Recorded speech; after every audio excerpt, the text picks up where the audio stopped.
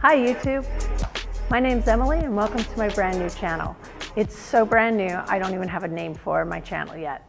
Obviously I have to have one by the time I publish this, so I have a couple of ideas I'm kicking around and I will land on something ASAP, I promise. In the meantime, welcome to my studio. It's a pretty cool space that is within a giant empty space. It's a factory that housed a newspaper printing press, actually, and it's been sitting empty for about 5 years. And I actually was here working on a movie shoot and found this machine shop, this smaller room, not so small, it's 4,000 square feet, but this room that was within this great big room. And I made a pitch to rent it to the owners of the newspaper. And so here I am, I'm alone in this gigantic building, and this is my content production studio. I actually am really into vintage, which is not what this channel is about. Don't worry, you're not on the wrong place. I'm getting to what this is about, I promise you. Just got to give you the backstory of who I am and what I'm doing. So this is my content production studio. I make vintage videos, I do fashion shoots, I write articles, I do all kinds of stuff, vintage related, a little bit environment related as well. That's what that channel is about. This channel, though, is about making content, being a content maker, but not a typical approach to it. I know there are a ton of YouTubers on this platform that are making lots and lots of information on how to be a famous YouTuber. I am brand spanking new. I am not that person. I don't think you should really take advice from me on how to be a famous YouTuber. Maybe in a year or two, hopefully, my fingers are crossed, but right now, no. What I am is somebody who is really interested in the new content economy in terms of cryptocurrency and blockchain technology, because I think we are coming onto a sea change of platforms that are going to be much, much more conducive to content makers. I am so excited about it. Passionate is a word that you could use, maybe even obsessed, I think. Some of my friends might think I'm obsessed. So what's really exciting is that if you are a content maker, whether you're really new at it or whether you're really seasoned, unless you're in the crypto community, you might not know, but there is a plethora of really cool, exciting social media platforms that are about to come on stream. And a lot of people in the crypto community already know about them. And what's exciting is we're kind of getting this first position in all of these because we are following what's happening in blockchain technology. But the mainstream public doesn't know yet. And a lot of these platforms are looking for mass adoption. The success of them is related directly to the non-crypto community being involved. And a lot of them are making it really easy and not too confusing for newbies in the community to understand. So, and some of them you don't even have to worry about whether you're getting paid in cryptocurrency. A lot of them you can get paid every month in regular dollars, US dollars. Most of them, you've got to pick one currency in the world that you're going to exchange into, and a lot of them are US dollars. So, but you can get paid in US dollars that way. So you don't have to worry like, oh, where do I spend this cryptocurrency? And a lot of people don't even understand cryptocurrency. A lot of people think that Bitcoin is the only cryptocurrency, that when we talk about Bitcoin, that's what we're talking about for everything. But there are lots and lots of different types of coins and currency within the crypto community. But I'm not going to get into that, not too much. I'm not a crypto expert. There are so many really great people out there that have YouTube channels that can do much better job than me.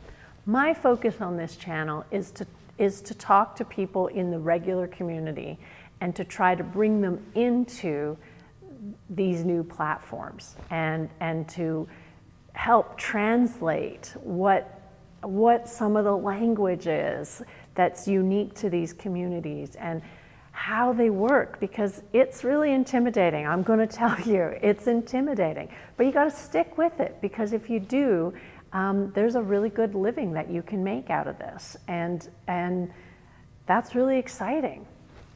A lot of these platforms, they're decentralized, and that means, the word decentralize means to like disseminate the space of where things are occupied. But in the blockchain context, a lot of it is decision making, especially social media. A lot of it is decision making. It means that not a small group of people make all the money, but that they share it more amongst the public in that community. And specifically with a lot of these social media platforms, they believe that the control of the content should be in the hands of the content maker. They believe that you should be the owner of the content. So if you're a photographer and you post it on Facebook, Facebook owns your images, not you. A lot of these don't agree with that. You still maintain your ownership, you get paid, and a smaller percentage often goes to the house or the platform, so to speak. And that's really exciting, and it feels really fair, and it just seems like there's a great opportunity. Another area that it feels like there's a great opportunity is if you've missed out, if you haven't been Phil DeFranco, who's been on YouTube since almost the beginning and now has like 9 million viewers, and you feel a little intimidated that you might not get there yourself because there's so many people on that platform, well, that's also really exciting, because these platforms are coming on now, and there is an opportunity to be a first position leader on these platforms. So that's what I want to talk about on this channel. I want to talk about my experience as I navigate through some of these new platforms. I'm going to research some, I'm going to dig in deep to others, I'm going to try to do interviews, I'm going to talk about some of the leaders who become rising stars on their different platforms. I'm going to talk about the problems that arise with some of them. I'm going to talk about the awesome ways that that these different platforms make decisions on a community-based level rather than just a core team of people making decisions. I'm just going to talk about my experience, and hopefully it's helpful to you. I think it's going to be helpful to me as well, because I think that there's a process that I go through when I explain this, what these platforms are and how to navigate them to other people. I learn a little bit more about them myself just in the translating. So I am hoping it's a win-win for you and for me. So this is going to be a part one. I'm going to do a part two right away. I'm going to click and restart all over again, because I want to talk about the first two, actually. I'm going to talk a little bit about Steemit, because I've been on Steemit for about 3 months, but I'm not going to get into that too much because it's not where I'm putting all my energy. Right now, I'm putting all my energy into a platform called Narrative. There's lots, there's like ONG Social, there's SocialX, there's a whole browser that is blockchain that is really supportive of content makers called Brave. There's another social media called Apex. I don't know much about all of them. I know SocialX looks really exciting to me, but Narrative is the one that I am like really, really digging my feet deep into. I've jumped in. I'm an investor in it. I will fully disclose.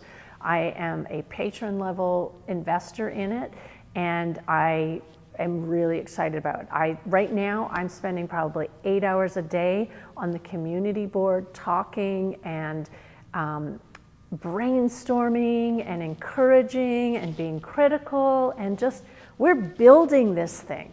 The community, along with the core team, We are actively building this thing. We have put in our objections as community and investors about how we'd like to fine-tune different aspects of it.